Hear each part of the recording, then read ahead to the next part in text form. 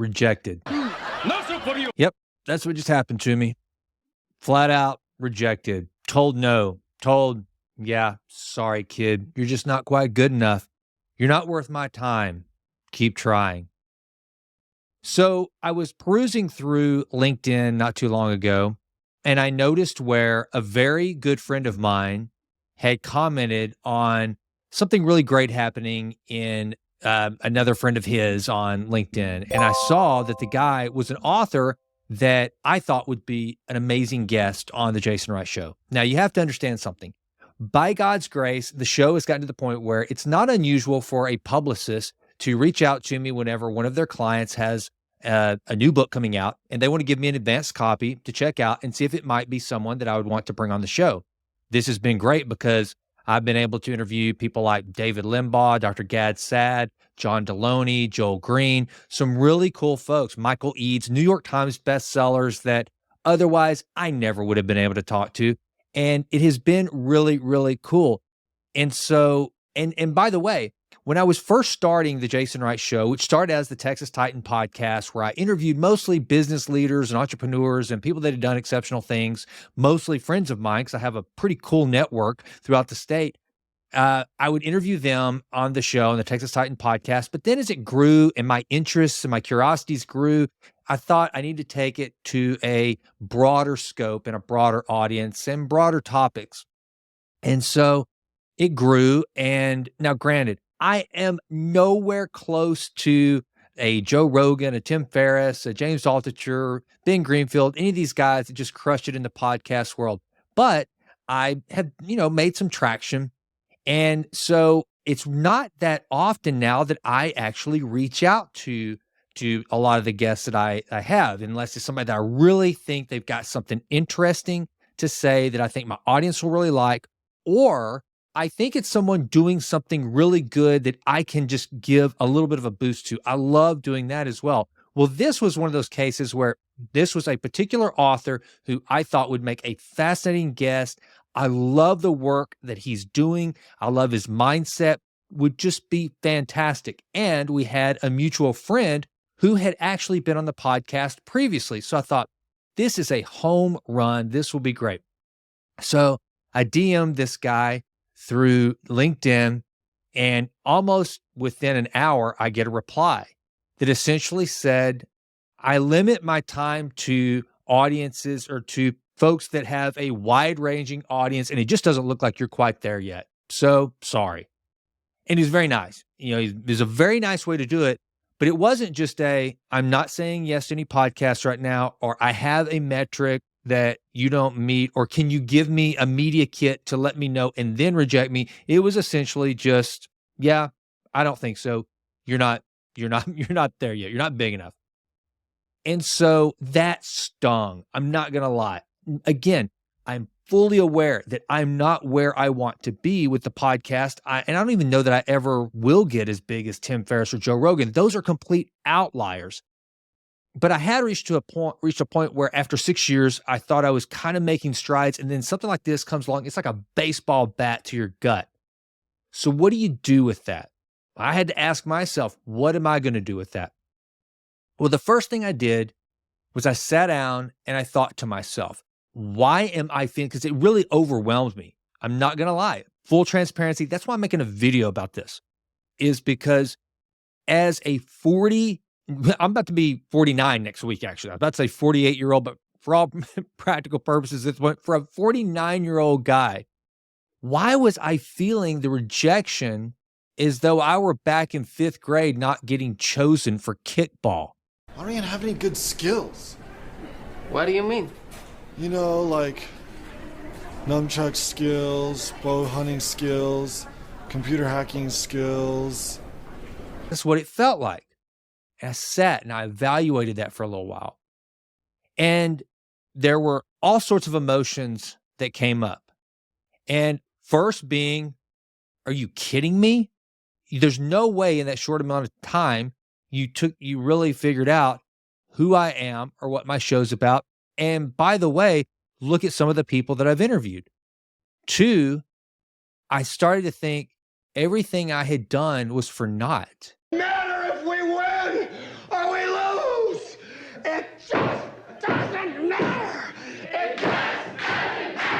I felt like this complete failure. Third, and this is the one that I really drew upon.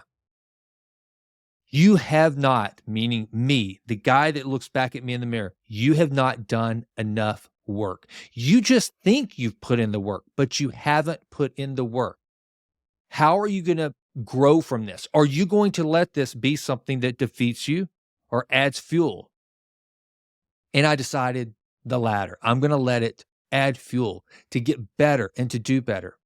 And that's why I wanted to bring this topic up for the show, because I know that it's not unusual for us to be rejected. Everyone hates it. No one will ever enjoy being rejected.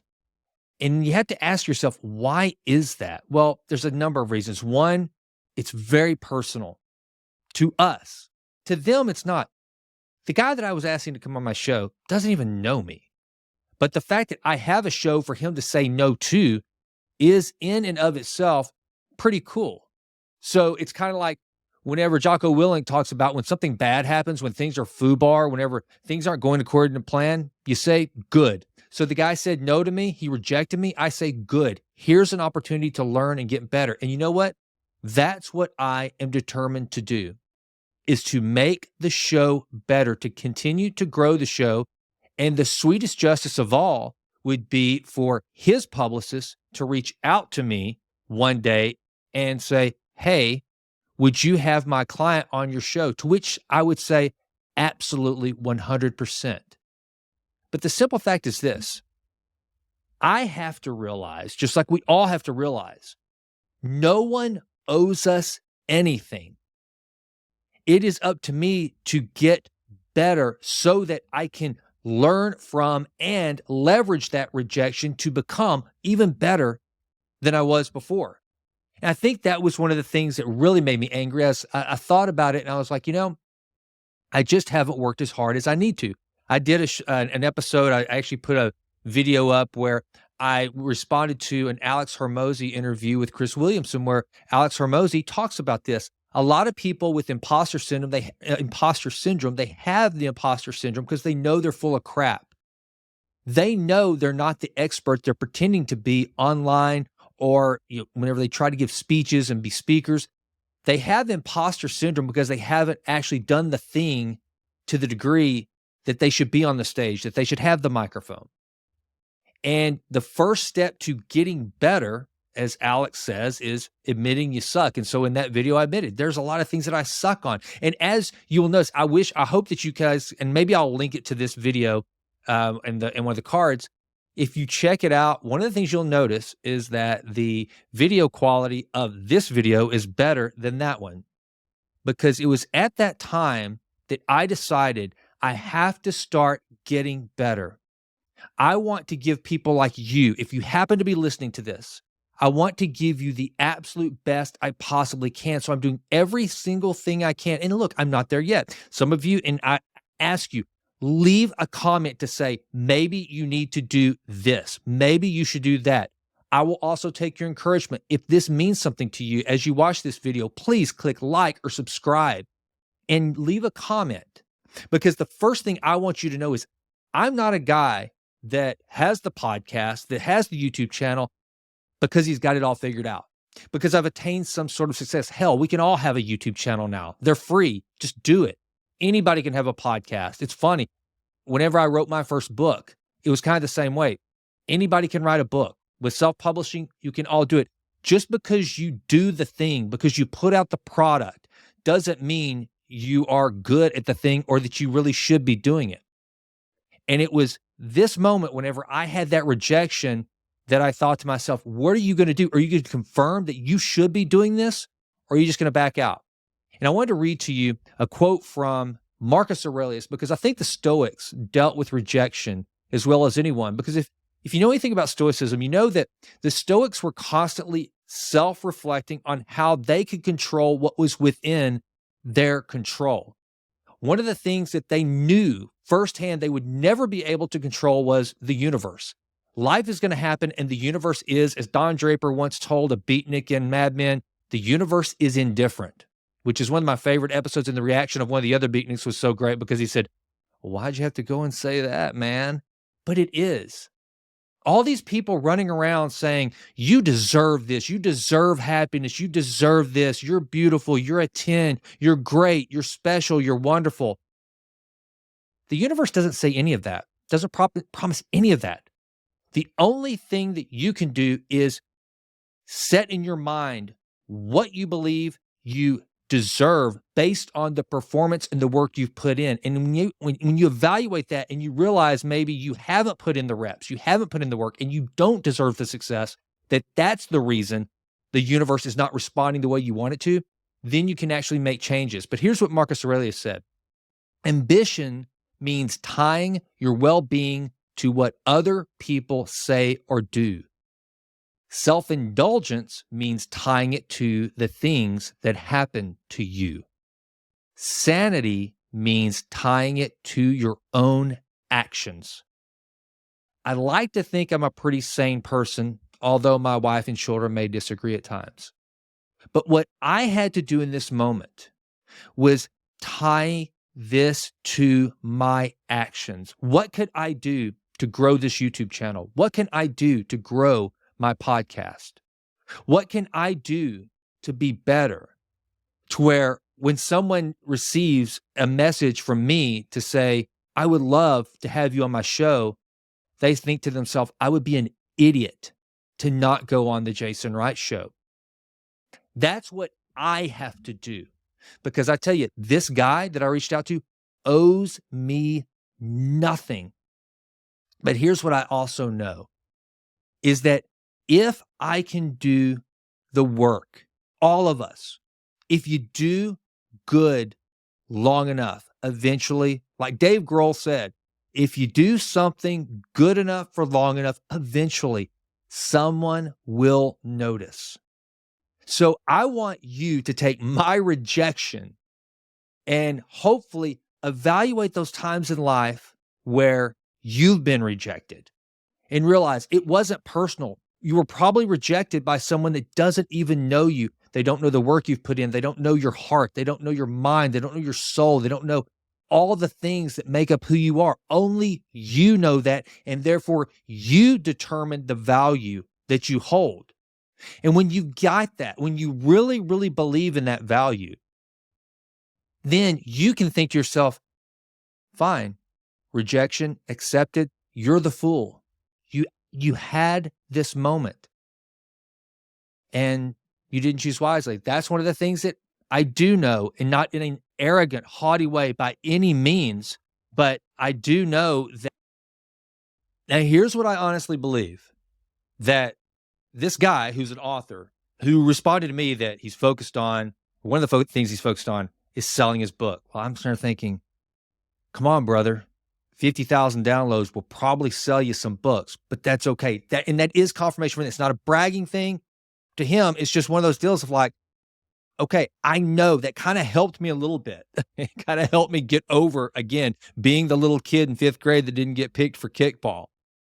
But is it, hey, you come on the show, you can sell books, but you know what? It's not enough. I've still got to get better at that. And I'll tell you this is what I'm going to do with this also. So I think I'd heard about an exercise for negotiation that was from either Tim Ferriss, but Tim Ferriss took it from somebody else. I think it was from Noah Kagan, who came up with this idea of always asking for a 10% discount everywhere you go. If you go to buy a cheeseburger or Starbucks or whatever, ask for a 10% discount just to get yourself used to dealing with asking and being rejected. It's such a low stakes interaction. There's no harm at all. I'm actually going to practice this right now. I'm buying a gift for my wife, and it's pretty expensive. And so I'm going to ask for a 10% discount. And I can tell you this, it's going to be so much easier asking for this discount, having just recently been rejected about this interview. And so what I'm going to do, and what I challenge you to do, is in your effort to improve always in all ways, and to improve getting over rejection, is to put yourself in more positions to, in fact, be rejected. Start asking, be bold, be proactive. The universe is naturally aligned to tell us no. Universe, can I have $1 million? No. Universe, can I have the car I want? No. Universe, can I have my dream job? No. Universe, can I have the absolute dream home? No. Universe, can I be an NBA superstar? Can I play football as well as Patrick Mahomes? No, no, no. It is aligned to tell us no. So what do we do with that? Well, we get ourselves proactively asking constantly so the no's become indifferent to us, and then our desire and our willing to get a yes becomes so great that we start to hedge against the no's. We get out and we're willing to ask, and just it becomes a reflex. No problem, move on. Some people are great at this. Some people are the best salespeople in the world. They realize it's not personal and they don't care. And getting to the yes is greater than the rejections that they get along the way. And I've admired that. I'm not that guy.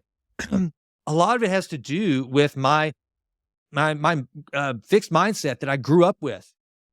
That I'm constantly, if you listen to this channel at all, you're gonna hear me talk about that all the time, that I am an example of someone who has tried to overcome a fixed mindset. And whenever you have a fixed mindset, then you will almost never put yourself in a position where you might face the slightest bit of rejection, because you always take that rejection as a personal affront to you. It's not just communication, which that's all it is. It's just communication. That's all rejection is. Yes, it's a form of communication. No, it's a form of communication. That's all it is. But if you're someone like me who has tried and is still trying to overcome a fixed mindset, you take it personally. It's a rejection of who you are as a human being. It speaks to how talented you are, how hardworking you are, how much you have achieved, everything. It's just like when someone says no, then I process it. I'll say me, and most fixed-minded people, we process that as they're telling us no to who we are deep down. And the fact is, they don't even know who the hell we are deep down, what we've done to get to the point to muster up the courage to ask them and put ourselves in a position to get that no. So, what was it? Wayne Gretzky always said the only shots that the biggest shots you miss are the ones you don't take, something like that. But the bottom line is it's the same thing. We've got to be willing to take the shot. And so if you miss, you miss. But there's a 100% guarantee of a no if you never even ask for the yes. That is guaranteed.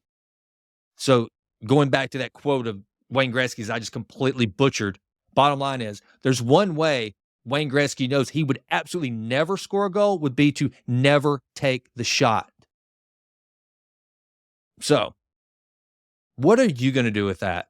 What are you going to do whenever you're rejected? Are you going to process it and focus on your own actions and how you will react? I'll tell you how I reacted to it. I responded to the guy and said, completely understand, but know this, if I can ever help you in any way, I would love to. As a matter of fact, I happen to know one of the producers of one of the biggest podcasts in the country. I would love to connect you guys. You see, my reaction is within my control. I learned that from Viktor Frankl. Viktor Frankl said between action and reaction, there's space. And in that space, I sat in a chair that sits right over there and pouted and moped and processed that rejection for a little while and thought. Between that action of rejection and my reaction, which could have just been absolutely nothing, during that space, I thought about it, I processed it, and I responded back, if I can ever help you, let me know. And by the way, I've ordered your book and I can't wait to read it. And as a matter of fact, it came today. Can't wait to dig into it. I'm going to read it, and who knows, maybe I'll do a book review on it and you'll figure out who it was. But either way, remember, rejection, it's not personal and it's not permanent either. That's something you got to remember too. If somebody responds to you and with a rejection, it's not permanent. It's just a quick little moment. But take control of your actions on how you process that rejection and then allow it to make you better. Just like Tom Brady did after the combine and he didn't get drafted very high. Just like Michael Jordan did whenever North Carolina State said no, said they rejected him. No. Look how those guys reacted to rejection. It's awesome. There's story after story about those who can overcome rejection. Those are the ones that are going to win. They may lose that battle, but they'll win the war. And I hope that you do that. And I hope you found this somewhat inspirational, somewhat encouraging.